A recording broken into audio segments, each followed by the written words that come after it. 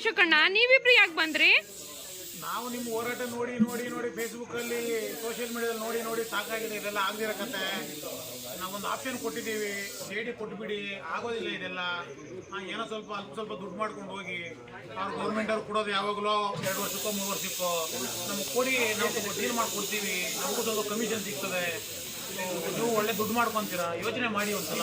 ಎಲ್ಲ ಆಗ್ದಿರೋ ಕತೆ. Social media ನೋಡ್ಕೊಂಡಿದ್ರೆ ಆಗಲ್ಲ ಬದುಕೋದ್ರಲ್ಲಿ. ಎಷ್ಟು ಜನ ಇದ್ದೀರಾ ನೋಡಿ ನೀವು?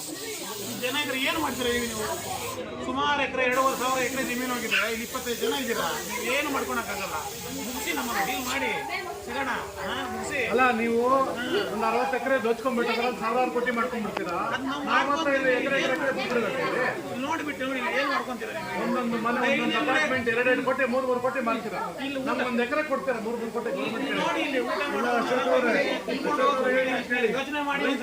ಅಶೋಕ್ ಅವರ ರೈತರ ಪರಿಸ್ಥಿತಿ ಹೇಗಿದೆ ಅಂದ್ರೆ, ಜೆಡಿ ಕೊಟ್ರೆ ಅವ್ರು ಕೂಡ ಬೇಡ. ಒಂದ್ ನಿಮಿಷ ಅಶೋಕ್ ಅವರೇ, ರೈತರ ಪರಿಸ್ಥಿತಿ ಹೇಳ್ತೀನಿ. ಜೆಡಿ ಕೊಟ್ರೆ 5 ಲಕ್ಷ ಏನೋ ಗುಡ್ ವಿಲ್ ಅಡ್ವಾನ್ಸ್ ಕೊಡ್ತಾರೆ, 5 ಲಕ್ಷದಲ್ಲೇ ಮುಳುಗೋಗುತ್ತೆ. ಈ ಕಡೆ ಕೆಡಿಬಿ ಅವ್ರು 10 ವರ್ಷ ಮಾಡ್ತಾರೆ, ಕೆಡಿಬಿದು ಉದ್ಧಾರ ಆಗಲ್ಲ, ಈ ಕಡೆ ಜೆಡಿನೂ ಆಗಲ್ಲ. ಒಂದ್ ನಿಮಿಷ ಈ ಕಡೆ ಲೋನ್ ಹೋದ್ರೆ ಲೋನ್ ಕೊಡಲ್ಲ.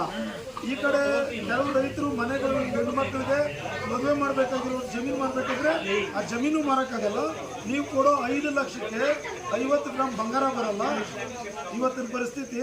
ಇನ್ನು ಮದುವೆ ಮಾಡಿ ಊಟ ಎಲ್ಲ ಹಾಕೋದು. ಜಮೀನು ನಾವು ಕೊಡ್ತಾ ಇದೀವಲ್ಲ, ನಿಮ್ಗೆ ಸ್ವಲ್ಪ ಜೆಡಿಎಲ್ ಸ್ವಲ್ಪ ಬದುಕೊಳ್ಳೋದಕ್ಕೆ ಎಲ್ಲಿ ಕೊಡ್ತೀರಾ? ಯಾವಾಗ ಕೊಡೋದು? 5 ವರ್ಷ ಏನು